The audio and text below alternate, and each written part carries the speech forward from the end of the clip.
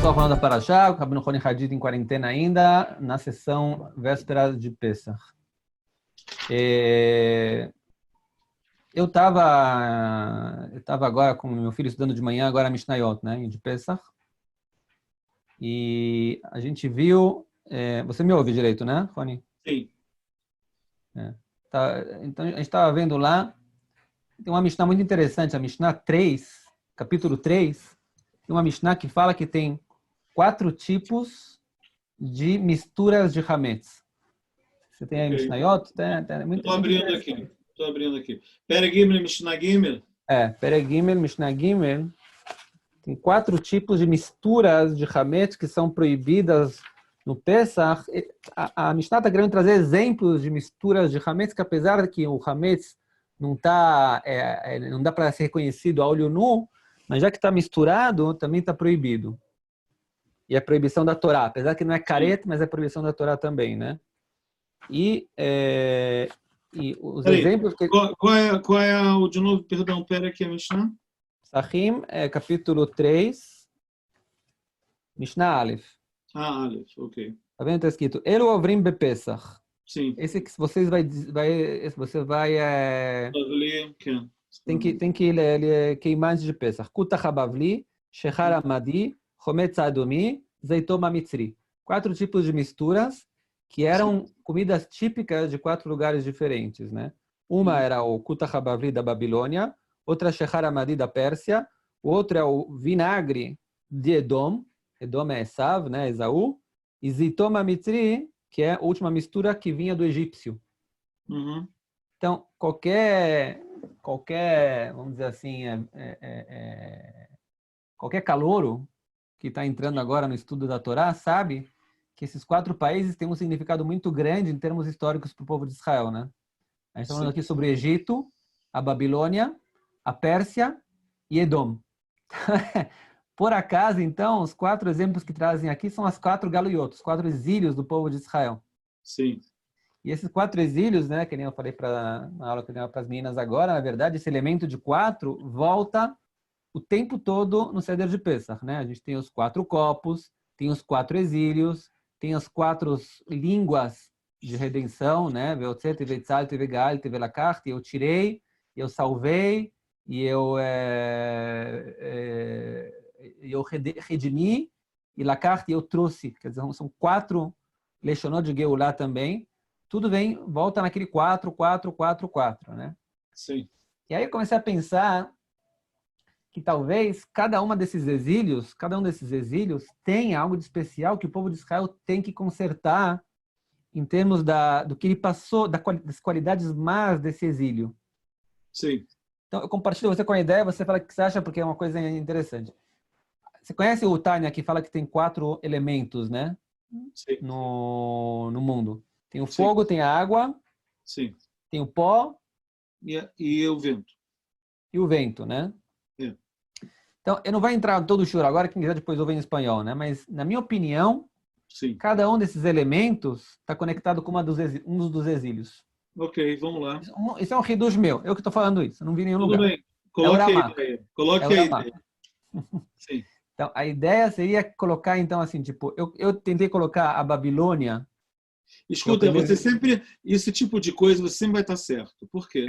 Porque, obviamente, deve ter algumas coisas para ligar entre as características dos exílios com os 4 elementos. Tá válido. Tá válido. Sim. Agora, o último elemento é Edom. Ok. E Edom, eu queria tentar entrar um pouco, né? A galuta que a gente está, que é a galuta final, né? O exílio final, que nos separa da redenção final, que a gente tanto está sonhando nesse Pesach, muito mais nessa quarentena que a gente está agora, ela tem que consertar, então, algo do Edom. Sim. Na minha opinião, você fala qual é a tua opinião? Na minha opinião, a parte mais que tem que ser consertada do Edom, se a gente for olhar para Esav, é a parte que ele tinha de não conseguir levar a sério as coisas santas. Ok, o que você está querendo dizer? Por exemplo, né, o próprio Esav, né, ele vendeu a Behorá. quando chegou o Yaakov para ele, ele falou, não preciso dessas coisas não, essas cerimônias, essas sinagogas, essas coisas, eu não preciso nada disso não. Deixa eu entender, você querendo dizer que os outros exílios, em relação a isso, era mais ou menos, nenhum outro exílio foi contra tentar o Hilon, né? Quer dizer, de santificar as coisas, como Exato. esse exílio atual. Os É. outros, eles tinham outros problemas, outros pecados, mas esse exílio, Por o exemplo, né, problema dele... o Egito, Sim, por exemplo, a gente sabe que sim. o que é mais firmava o Egito como em termos de qualidades era Zimá. Zimá como se traduz? Zimá como se fala, são relações ilícitas. Ilícitas. A gente vê a mulher do faraó, a gente sabe Sim, todas sim, aquelas coisas que tem no Egito. Eram alguns lugares mais sim. estragados em termos éticos, morais, né, entre homens e mulheres que existiu. Não que hoje não é assim, mas houve um desenvolvimento moral, houve um desenvolvimento moral na humanidade. É. Apesar que hoje em dia a coisa está mal também nesse lado, mas, de modo geral, o que você está falando é muito característico desse exílio Era que bem... estava... A Torá fixa esse ponto, né? Sim, Ela sim, enfatiza bastante esse ponto, né? sim. Já, por exemplo, na minha opinião, Babilônia era mais a parte do fogo, era a parte do Nabucodonosor, representava aquele ódio, aquela força, né? Ok. Aquela poder, orgulho, né? Toda aquela Sim, parte mais forte, né? Na minha opinião.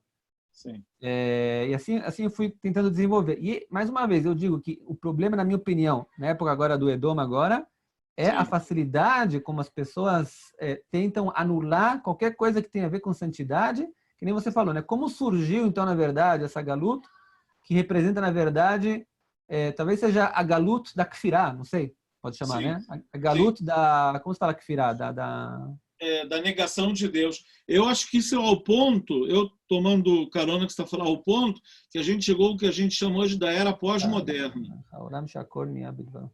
Amém. Que nessa era pós-moderna que a gente está, ela chegou ao ponto de duvidar de qualquer verdade. Que hoje em dia, qualquer verdade, qualquer narrativa é válida hoje em dia. No mundo pós-moderno, eu tenho uma narrativa, você tem outra narrativa. E aí a verdade é o relativismo total que hoje em dia existe e que pode ser que está ligado ao que você está falando, que hoje a santidade não vale nada porque não tem nenhum fundamento para a santidade, porque também a verdade também não vale nada, porque a verdade recebeu um aspecto totalmente relativo. Então tudo foi hilunos, que se como fala em português, mas tem uma palavra para isso, que é uma dessantificação, é fazer tudo ordinário. Provavelmente uma das pessoas que está vendo a gente agora na aula já deve ter usado um termo preciso do que a gente está querendo falar aqui. Não, tem uma palavra, sei lá. Não é Ok. blasfêmia, né? Blasfêmia é outra coisa. Então, blasfêmia é falar mal, blasfemar seria atacar o nome de Deus. Pelo menos quando você ataca o nome de Deus, pelo menos você está ainda reconhecendo a realidade dele. Mas aqui nem é isso. A gente chegou num ponto que isso é tudo besteira, isso tudo não vale nada. É uma vulgarização total que é feita com tudo que é santidade. Sim. Isso é a capacidade que, na minha opinião, cresceu muito também. Talvez a consequência, não sei, do orgulho do homem, talvez da maneira como o homem se vê como dono do mundo, né? Que Sim. nega a santidade, de alguma maneira ele não quer aceitar que existe, então, um caminho, um só caminho certo no mundo, né? Hoje em dia a gente vive num mundo globalizado que as Sim. pessoas dizem, não, existe só, como você falou, não existe uma verdade só, existe várias verdades. O que você quiser fazer é verdade. Tua verdade, vai com ela, não tem problema nenhum. Agora, eu acho que isso está ligado a nível metafísico. A gente fala que no Daniel tem criaturas, para cada criatura é um império que teve na humanidade. E o último é o homem. E também tem as 4 criaturas que estão na visão do Ezequiel, no livro de Ezequiel, ele vê, e parece que dizem que uma está com a face de homem, tanto no livro de Daniel quanto Ezequiel, está ligado a de Esav, que por um lado é a mais metucante Baumot, que é a civilização mais consertada por um lado, em relação aos outros. Ela já não tem cara de animal, de leão, as outras caras estão lá, ela já é uma cara de homem, mas o problema é que isso é uma faca de 2 gumes. Mas é um homem que acha que ele é o dono de tudo. É um homem que não está querendo subjugar a Deus, como você está falando. Ele é muito Talvez envolvido, ele pode ser até ético, às vezes, mas, por outro lado, ele acha que ele é o dono de tudo, ele não é um ser criado. Acho que a base disso, na verdade, talvez venha do orgulho. Sim. Porque no momento que você fala que tem uma verdade objetiva no mundo, é como quem dizendo, olha, Deus é verdade, a Torá é verdade, tem uma verdade e a gente tem que seguir essa verdade porque é a verdade. No momento que você Na começa a hora que você colocar, reconhece uma verdade, infelizmente, você tem que se submeter a ela. submeter. Você tem que se submeter a ela. Esse é o problema de esse reconhecimento que você está falando. Então, talvez, mais uma vez, a falta de humildade leva, então, a, mais uma vez, essa globalização, que na verdade vem dizer tudo igual, todo mundo é igual, todos os caminhos são iguais, não existe nenhuma verdade, cada um tem sua verdade, o que é importante é a sua verdade, o que você quer fazer, o que você acha, o sentido da vida, o que você vai fixar para você mesmo, né? Tudo isso, na verdade, por um lado, soa como algo muito ideal, por outro lado, na minha opinião, a base disso é o orgulho. Não só isso, tem gente dizendo que parece que pode ser que tenha um fundamento espiritual. É uma das mensagens do vírus do corona para a gente. A gente acha que a gente pode fazer o que quer na hora que quer, pode viajar para onde que quer e tal, e de repente nós estamos limitados em quase tudo na civilização. A civilização quase que parou, né? Parou. Por quê? Porque a gente acha que a gente pode tudo, a gente tem que ter a capacidade. Eu quero, eu posso, então eu faço. E vem, de repente, um vírusinho pequeno, apesar que isso é uma estratégia divina antiga. A gente já viu isso com um dos imperadores romanos, né? Titus, né? O Titus. O Titus, que o mosquito entra no ouvido dele. Então, Deus está usando agora, em escala até menor ainda, um vírus mínimo parou a civilização no século XXI.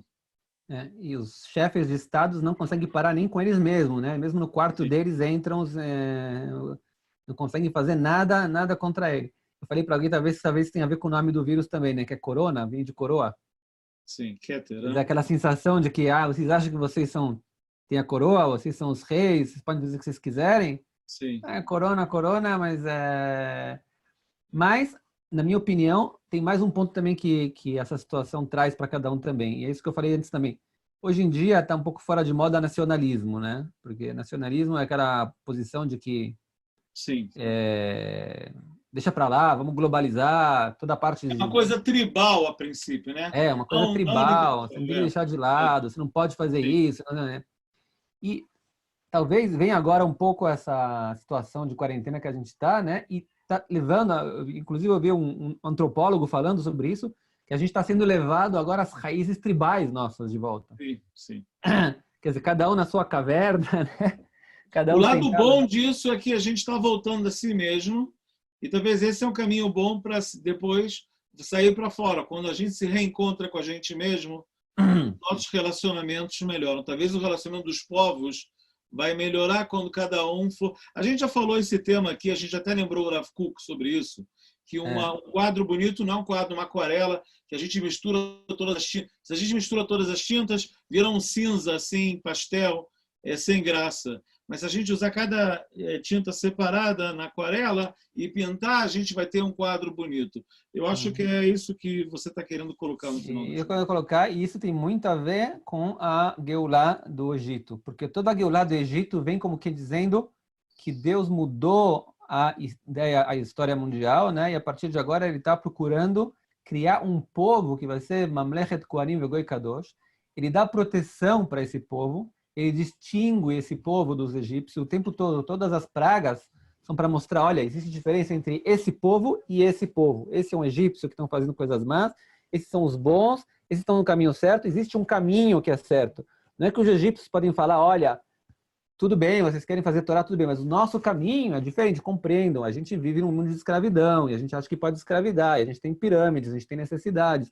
Não é assim. Existe um caminho certo, só que é Deus, e ponto final. Não tem o que discutir aqui. Isso vem mostrar para os egípcios que não existe deuses, né? A cidade de deuses que existia no egípcio, né? Não tem o Deus do egípcio, o Deus dos judeus, e vai ter uma briga entre os deuses, né? Existe um Deus e um caminho. E esse é o caminho da redenção. O caminho da redenção é entender que no mundo tem que ter um motivo, objetivo certo, único, que deve levar a humanidade para uma direção positiva.